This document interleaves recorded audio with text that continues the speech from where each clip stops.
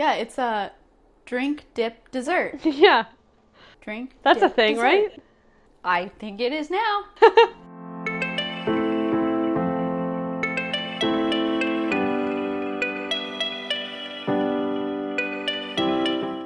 What's up? It's Kat and Deb from Two Market Girls. Welcome back to another vegan recipe. Not just one recipe, we're making 3 recipes because when you buy a watermelon, you got a lot to work with there. Yeah, and like there are days where you can eat an entire watermelon, but like sometimes you just like don't want to eat just straight watermelon. Yeah, for your days when you can't eat an entire watermelon. I don't know when those days are. Or you just want to like mix it up. We got some variety for you. Yeah. So I made watermelon 3 different ways. We did a drink, so we did like a watermelon mint juice. And then we also did a watermelon salsa. If you've tried our mango salsa, it's very similar. Delicious. And then we also did chocolate covered frozen watermelon. Which like, I never would have thought of, but I love chocolate covered fruit, so I'm here for it. Yeah, it's like an easy summer treat, you know? Yeah. Should we just get our watermelon on? Yeah. All right, make sure you're subscribed so you don't miss future vegan recipes. But let's go make a bunch of watermelon stuff.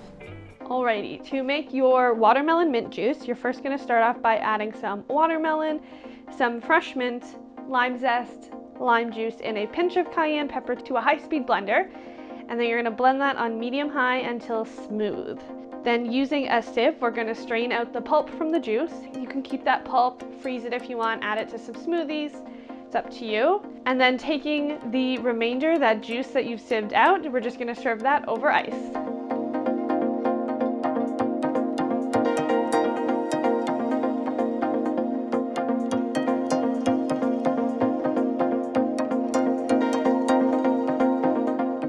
Next up, we're going to make a watermelon salsa. So to make your watermelon salsa, to a bowl, you're going to add in some diced watermelon, along with some diced red onion, diced jalapeno that has been seeded. Take most of the seeds out of it, depending on how spicy you want it. Then we're gonna add in some minced cilantro, minced mint, and toss that to combine. Then we're going to add in some lime zest if you want to, some lime juice, salt, and optionally some chili lime seasoning if you're using it, and toss that to combine and serve with some nacho chips.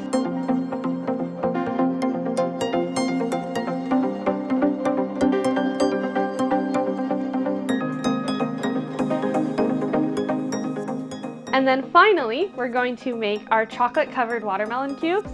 So to start off, you need to dice up some watermelon into 1-inch cubes, and then you're gonna place those on a lined baking sheet and place that into the freezer so that they can get nice and frozen before we dip them in chocolate.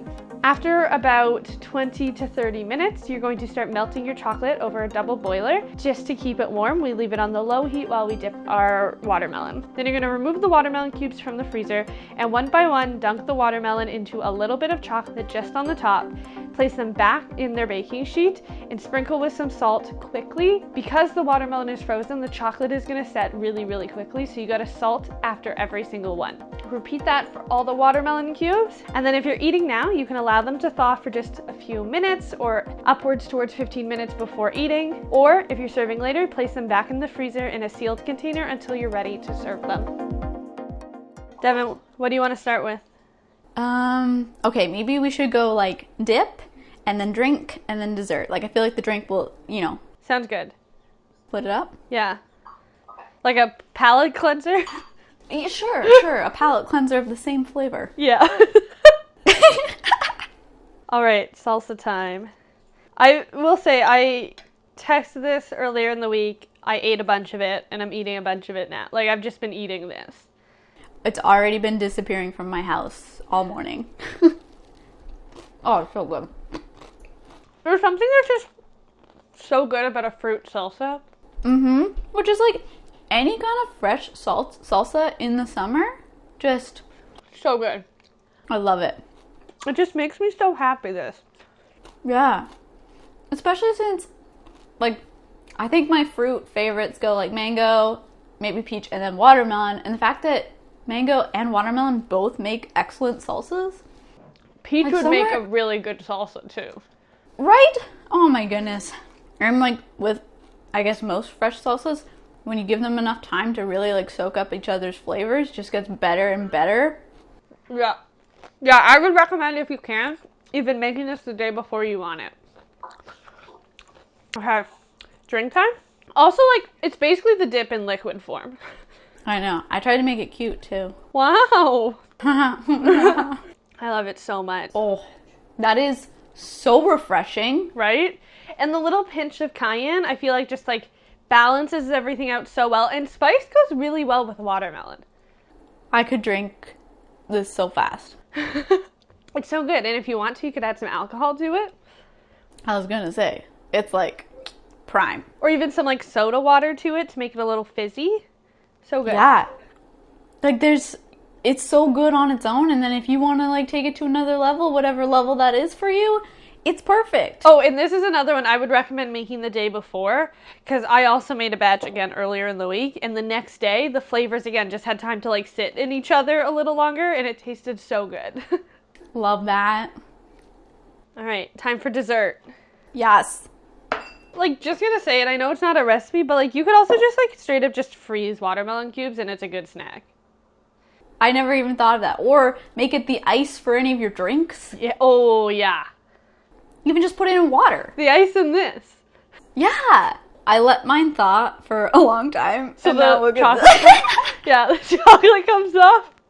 We'll say that is like an easy way to make little chocolate cups. Not do watermelon, but you could do ice cubes instead. Yeah, it's like a little hat now. Okay, let's eat it. Ready? Uh-huh. So good. Seriously, chocolate covered fruit is amazing. Frozen watermelon is like a popsicle. It's got It like kind of is. freezy or popsicle texture. Yeah. I ate one when it was colder, so definitely got that vibe, and also got that little kind of frozen headache a little bit. Yeah, they like watermelon gets cold. Wow, I love watermelon. Me too. Did you know, like, watermelon season is so early in the year? I had no idea. I didn't know that. Dude, Like, people are talking about off. it being now, and like now when we're filming this, which is like, what's the month? It's like middle of May. It's May. Like, I'm seeing things about like, oh, it's watermelon season. I was like, wait, what?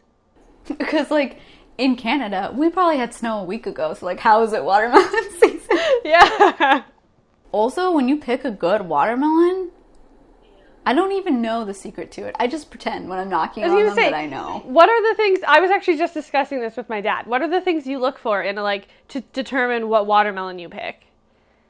Because there's two things I look for. I don't know. Well, there's three things. Okay. I look for the weight. I want it to be really heavy.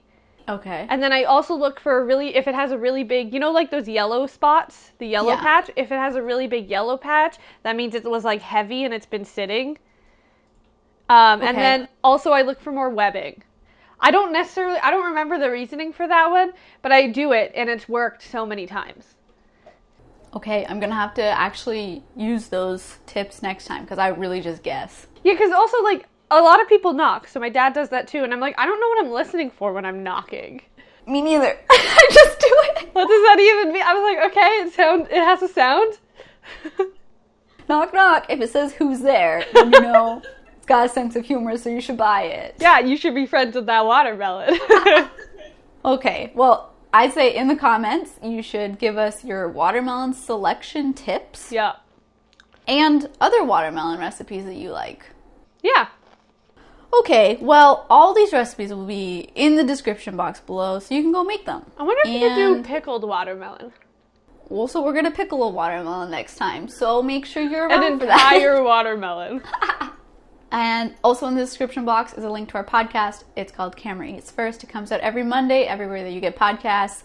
We talk about things like veganism, how we make our recipes, our favorite food content, all of those things. We could talk about watermelon for a whole episode, probably, if you're into that.